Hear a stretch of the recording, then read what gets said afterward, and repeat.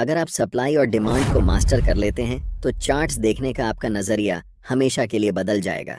इससे आप सिर्फ प्रॉफिट ही नहीं बल्कि बड़े बड़े प्रॉफिट भी कमा सकते हैं। इस वीडियो में हम आपको यह सब चीज़ें बताने वाले हैं। अगर आप सप्लाई और डिमांड को सच में मास्टर करना चाहते हैं तो मेरा आपसे एक रिक्वेस्ट है कि वीडियो के किसी भी पार्ट को स्किप ना करें। इस पूरे वीडियो में हम आपको बताएंगे कि सप्लाई और डिमांड क्या होता है, आपको इसे क्यों ट्रेड करना चाहिए, आप कैसे चार्ट्स पर सप्लाई और डिमांड जोन को ड्रॉ कर सकते हैं, और फाइनली आप इसे कैसे ट्रेड कर सकते हैं, एंट्री कैसे लेनी है और एग्जिट कैसे करना है। वीडियो के अंत में मैं आपके साथ मेरा खुद का तरीका शेयर करूंगा जिससे मैं सप्लाई और डिमांड को ट्रेड करता हूं, ताकि आप जान सकें कि मेरी स्ट्रेटजी क्या है। तो चलिए वीडियो शुरू करते हैं, जहां सबसे पहले हम basics of supply and demand जानेंगे। सप्लाई और डिमांड क्या है? बेसिकली सप्लाई और डिमांड एक एग्रेसिव सेलिंग और एग्रेसिव बाइंग होती है, बस इतना ही। एग्रेसिव बाइंग और एग्रेसिव सेलिंग हमें बताती है कि बड़े लोग या बिग बॉयज़ कहाँ पर मार्केट में इंटर कर रहे हैं और कहाँ से एग्जिट कर रहे हैं, और बिग बॉयज़ प्राइस को किस डायरेक्शन में पुश कर रहे हैं। कैंडलस्टिक पैटर्न को ध्यान से देखो। ये बड़े रेड कैंडल हमें बताते हैं कि यहाँ पर एग्रेसिव सेलिंग हुई है, यानी कि यहाँ बड़े वॉल्यूम्स और बड़े मोमेंटम शामिल हैं मार्केट को नीचे लाने में। अब नेक्स्ट चार्ट पर ध्यान दें। आप यहाँ देख सकते हैं कि यहाँ पर एग्रेसिव बाइंग हुई है, जिसका मतलब है कि बिग बॉयज़ बड़े वॉल्यूम और बड़े मोमेंटम के साथ प्राइस को ऊपर ले जा रहे हैं। इन्हीं दोनों चीज़ों को आपको देखना चाहिए जब आप सप्लाई और डिमांड को ट्रेड कर रहे होते हैं, क्योंकि ऐसे मोमेंटम हमें बताता है कि स्मार्ट मनी कहाँ पर मार्केट में एंटर कर रही है, मार्केट को किस डायरेक्शन में ले जा रही है, और मार्केट से कहाँ पर एग्जिट कर रही है। और अगर आप छोटे छोटे कैंडलस्टिक्स को देखते हैं तो इसे सप्लाई और डिमांड एरिया नहीं समझना चाहिए। ये सारे स्मॉल कैंडल मार्केट के छोटे छोटे क्यूट बेबीज़ हैं, और ऐसे कैंडल के साथ न तो ज़्यादा वॉल्यूम होता है और न ही मोमेंटम। आपको सप्लाई और डिमांड क्यों ट्रेड करना चाहिए? पहले मैं आपको बताना चाहता हूँ कि मैं सप्लाई और डिमांड को क्यों ट्रेड करता हूँ। हम उन लोगों के साथ ट्रेड करना चाहते हैं जिनके पास बहुत सारा पैसा है, जिसे हम स्टॉक मार्केट की भाषा में स्मार्ट मनी कहते हैं। और मैं भी बिग बॉयज़ स्मार्ट मनी को फॉलो करके प्रॉफिट बनाना चाहता हूँ। सबसे अच्छा तरीका जिससे आप पहचान सकते हैं कि मार्केट में स्मार्ट मनी कब इंटर कर रही है और कब एग्जिट कर रही है, वह है चार्ट्स पर सप्लाई और डिमांड जोन को पहचानना। जब मार्केट में प्राइस बड़े बड़े रेड कैंडल्स बनाते हुए नीचे की ओर जाती है, उसे हम सप्लाई जोन कहते हैं। और जिस लेवल से प्राइस बड़े बड़े ग्रीन कैंडल बनाकर ऊपर की ओर बढ़ती है, उसे हम डिमांड जोन कहते हैं।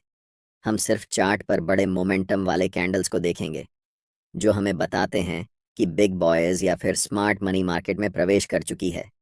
इस बात को हमेशा याद रखें कि हम रिटेल ट्रेडर्स हैं, और मार्केट के बड़े प्लेयर्स के मुकाबले हमारे पास बहुत कम पैसे होते हैं। इन बड़े प्लेयर्स के पास 500 करोड़, 1000 करोड़, 2000 करोड़ जैसी बड़ी रकम होती है। चार्ट्स को ध्यान से देखो। ऐसे मोमेंटम को देखने के बाद आपको पता चल जाता है कि बड़े प्लेयर्स, जिन्हें हम स्मार्ट मनी कहते हैं, इस लेवल पर मार्केट में प्रवेश कर रहे हैं। तो मेरा आपसे सवाल है, क्या आप ऐसी जगह पर खरीदना चाहोगे? अगर आपका जवाब नहीं है तो आप मार्केट में हमेशा के लिए लूज़र ही रह जाओगे। लेकिन मुझे पता है कि आप सबका जवाब हाँ होगा, क्योंकि आप मार्केट में प्रॉफिट बनाने आए हैं, और यहाँ तो आपके सामने मुफ्त पैसे पड़े हुए हैं। आप जानते हैं कि स्मार्ट मनी के पास बड़े पैसे हैं, बड़ी पावर है, और उनके पास मार्केट को मूव करने की ताकत है। सबसे बड़ी गलती जो रिटेल ट्रेडर्स कर सकते हैं, वह है ऐसे स्मार्ट मनी के खिलाफ ट्रेड करना, जो आपसे अनलिमिटेड टाइम बड़ा है। अब आपको पता है कि सप्लाई और डिमांड को क्यों ट्रेड करना है। अब हम जानेंगे सप्लाई और डिमांड जोन को चार्ट्स पर कैसे ड्रा करते हैं। पहला तरीका यह है कि ट्रेड में आपको तभी एंट्री लेनी है जब आपको कम से कम 3 मोमेंटम कैंडल्स दिखें। हो सकता है कि एक मोमेंटम में 4-5 बड़े कैंडल्स हों, लेकिन कम से कम 3 तो होना ही चाहिए, तभी हम ट्रेड में एंट्री ले सकते हैं। जैसे कि इन 3 मोमेंटम कैंडल्स को देखो। ध्यान रखना कि ऐसे छोटे कैंडल्स को सप्लाई और डिमांड मत समझना। इस एग्जाम्पल में हम इन 3 ग्रीन मोमेंटम कैंडल्स का इस्तेमाल करेंगे। दूसरा चीज़ आपको यह करना है कि ऐसे एरिया ढूंढना है जहां से मोमेंटम शुरू हुआ है, और उन तीनों कैंडल्स के जस्ट प्रीवियस वाले कैंडल पर हम एक रेक्टेंगल बॉक्स ड्रॉ करेंगे। ध्यान देना कि वह बॉक्स कैंडल की हाई और लो को पूरी तरह कवर कर रहा हो। अब जो आपको चार्ट्स पर यह रेक्टेंगल एरिया दिख रहा है, ये पूरा एरिया एक डिमांड जोन है, और अगली बार जब भी प्राइस इस जोन में आएगा तब यहाँ से आपको बाय ट्रेड में एंट्री करनी है। क्योंकि यहाँ पर ऐसा हो चुका है, तो ध्यान देने वाली बात यह है कि प्राइस इस जोन तक आया और उसके बाद बड़े ग्रीन कैंडल्स बनाते हुए शूट अप कर गया। सोचिए, अगर आप ऐसी जगह पर मार्केट में ट्रेड एंट्री करते हैं तो आप बहुत ज़्यादा पैसा बनाने वाले हैं। चलिए अब एक और एग्जाम्पल देखते हैं। इन 3 बड़े रेड कैंडल्स पर ध्यान दें। यहाँ पर हमें इन कैंडल्स को सेलेक्ट करना है और इन 3 कैंडल्स के प्रीवियस कैंडल की हाई और लो को टच करते हुए राइट साइड की तरफ खींचते हुए एक रेक्टेंगल बनाना है। ये रेक्टेंगल एरिया एक स्ट्रॉन्ग सप्लाई जोन है, इसलिए हमें वेट करना है कि प्राइस दोबारा इस सप्लाई एरिया में आए। और जैसे ही प्राइस सप्लाई जोन के पास आती है, मैं चाहता हूं कि आप ध्यान से देखें कि क्या होता है। प्राइस इस जोन में आने के बाद थोड़ा कंसोलिडेट होती है और फिर एक स्ट्रॉन्ग रेड कैंडल बनाते हुए नीचे चली जाती है। यहाँ पर प्राइस लिटरली इस सप्लाई जोन के पास आने के बाद कोलैप्स कर जाती है। इससे आप सीखते हैं कि सप्लाई और डिमांड जोन को चार्ट्स पर कैसे पहचानते हैं। अब हम जानते हैं एक और मेथड, जिसे हम कंसोलिडेशन मेथड कहते हैं। इस चार्ट पर नज़र डालें। यहाँ पर प्राइस एक टाइट रेंज में ऊपर नीचे हो रही है, जिसे हम कंसोलिडेशन जोन कहते हैं। अब हम एक रेक्टेंगल टूल लेंगे और इस पूरे कंसोलिडेशन जोन को कवर करते हुए राइट साइड की तरफ रेक्टेंगल को ड्रॉ करेंगे। ध्यान से देखिए कि प्राइस इसके बाद क्या करती है। प्राइस इस कंसोलिडेशन जोन को तोड़ने के बाद रीसेट के लिए ऊपर जाती है और जैसे ही वह रेक्टेंगल बॉक्स को टच करती है, प्राइस वहाँ से नीचे की तरफ आने लगती है। तीसरा मेथड है आपको ऐसे एरिया को खोजना जहाँ पर मैक्सिमम नंबर में कैंडल्स की लंबी विक्स हों।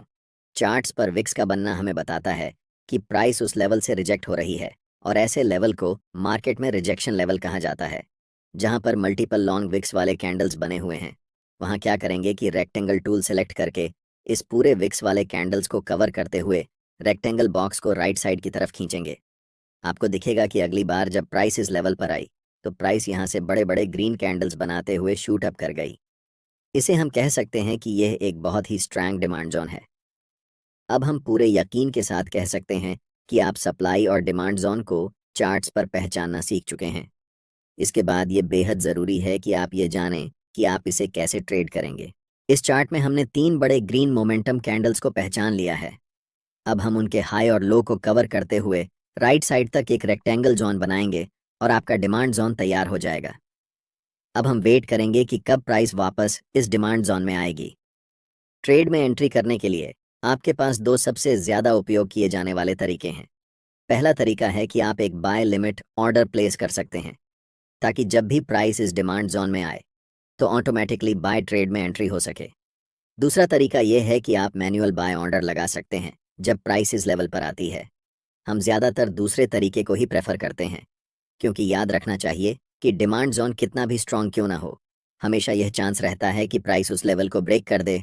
अब हम वेट कर रहे हैं कि कब प्राइस इस डिमांड जोन के पास वापस आएगी। जैसे ही प्राइस इस डिमांड जोन के पास आती है या फिर उसे टच करती है, आपको तुरंत मार्केट में एंट्री नहीं लेना है। पहले मार्केट को कंफर्मेशन देने दो कि अब मार्केट ऊपर जाने वाली है। आप देख सकते हैं कि यहाँ पर एक 2G कैंडलस्टिक पैटर्न बना है और ये लंबी विक्स हमें बताती है कि प्राइस यहाँ से रिजेक्शन ले रही है। लेकिन हम अभी भी कंफर्म नहीं हुए हैं कि प्राइस ऊपर ही जाने वाली है, इसीलिए हमें और इंतज़ार करना पड़ेगा। जस्ट नेक्स्ट कैंडल एक बड़ी बुलिश कैंडल फॉर्म होती है और हम यहाँ पर कंफर्म हो जाते हैं कि मार्केट अब यहाँ से ऊपर जाने वाली है, क्योंकि ये बुलिश इंगल्फिंग कैंडल हमें बताती है कि मार्केट में स्मार्ट मनी बाइंग पोजीशन बना रही है। और आप जानते हैं कि स्मार्ट मनी की एंट्री के बाद प्राइस सुपरफास्ट स्पीड से ऊपर जाने वाली है। हम यहाँ मार्केट में एंट्री लेंगे जिसमें हमारा स्टॉप लॉस स्विंग लो के नीचे होगा। अगर आप ज़्यादा सेफ रहना चाहते हैं तो आप अपना स्टॉप लॉस बिल्कुल इस डिमांड जोन के नीचे रख सकते हैं। अगर हम टारगेट की बात करें तो ऊपरी लेवल पर प्रीवियस कुछ कैंडल्स को देखें। यहाँ पर 3 लगातार रेड कैंडल्स बनी हैं और उनके जस्ट प्रीवियस कैंडल एक लॉन्ग विक्स रिजेक्शन कैंडल है, जिससे हम कंफर्म हो जाते हैं कि यह लेवल एक सप्लाई जोन है। इसीलिए जब प्राइस इस लेवल को टच करेगी, हम अपना प्रॉफिट यहाँ बुक करेंगे। जब एक बार कोई सप्लाई या डिमांड जोन प्राइस का रिस्पेक्ट नहीं करता है, तो आपको पहले से ड्रॉ किए हुए रेक्टेंगल को डिलीट करना है और फिर नए सप्लाई और डिमांड जोन को चार्ट्स पर ड्रॉ करना है। अगर कोई नया सप्लाई या डिमांड जोन नहीं दिख रहा है तो हम मार्केट में वेट करेंगे। जब प्राइस इस लेवल से 3 बड़े ग्रीन कैंडल्स बनाती है तो हमें पता चलता है कि यह एक नया डिमांड जोन है। इन 3 ग्रीन कैंडल्स के जस्ट प्रीवियस कैंडल को कवर करके हम एक रेक्टेंगल बॉक्स राइट साइड की तरफ खींचेंगे। अब हम इंतज़ार करेंगे कि प्राइस कब इस डिमांड जोन के पास आएगी ताकि हम ट्रेड में एंट्री कर सकें। इस एरिया में हमें दिख रहा है कि कैंडल्स के पास बड़े बड़े विक्स हैं, इसलिए हम यहाँ एक सप्लाई जोन ड्रॉ कर सकते हैं। जब प्राइस इस डिमांड जोन के पास आती है तो स्ट्रॉन्ग रेड कैंडल बनाते हुए इस लेवल को थोड़ा सा ब्रेक कर देती है। ऐसी सिचुएशन में रिटेल ट्रेडर्स अक्सर इसे एक ब्रेकडाउन के रूप में देखते हैं और सेल पोजीशन में एंट्री कर लेते हैं। लेकिन नेक्स्ट कैंडल एक बुलिश कैंडल बनती है जो कंफर्म करती है कि अब प्राइस यहाँ से ऊपर जाने वाली है। इस सिचुएशन में हम बाय पोजीशन में एंट्री करेंगे और नेक्स्ट सप्लाई जोन तक अपना टारगेट रखेंगे। हमारा stop loss last swing low के नीचे होगा। इसके बाद प्राइस बुलिश कैंडल्स बनाते हुए ऊपर की तरफ बढ़ जाती है और हमारा टारगेट हिट हो जाता है। अगर आप अभी तक मेरे वीडियो को देख रहे हैं तो अब मैं आपके साथ अपनी सीक्रेट ट्रेडिंग स्ट्रैटेजी शेयर करने वाला हूं, जिसमें मैं बताऊंगा कि सप्लाई और डिमांड को यूज़ करके मैं खुद कैसे ट्रेड करता हूं। ट्रेड करते समय मैं सिर्फ एक कन्फर्मेशन पर ध्यान नहीं देता, बल्कि मल्टीपल कन्फर्मेशंस को देखता हूं, तभी ट्रेड में एंट्री लेता हूं। एक्सटर्नल कन्फर्मेशन के लिए मैं अक्सर फिबोनाची रिट्रेसमेंट टूल का उपयोग करता हूं, और ऐसा मैं तभी करता हूं जब प्राइस अपर ट्रेंड या डाउनर ट्रेंड में होती है। फिबोनाची टूल को कभी भी साइडवेज मार्केट में यूज़ नहीं करना चाहिए, और यहाँ एक अप ट्रेंड है, इसलिए हम फिबोनाची टूल को ड्रॉ करेंगे। फिबोनाची टूल में रिट्रेसमेंट को ट्रेड करने के लिए 0.5 और 0.61 लेवल सबसे अच्छे होते हैं। इसलिए जब प्राइस इन दोनों लेवल्स के बीच आती है और एक बुलिश कैंडल बनती है तो हम कंफर्म हो जाते हैं कि प्राइस अब यहाँ से ऊपर ही जाने वाली है। मल्टीपल कन्फर्मेशंस के बाद हम बाय पोजीशन में एंट्री लेते हैं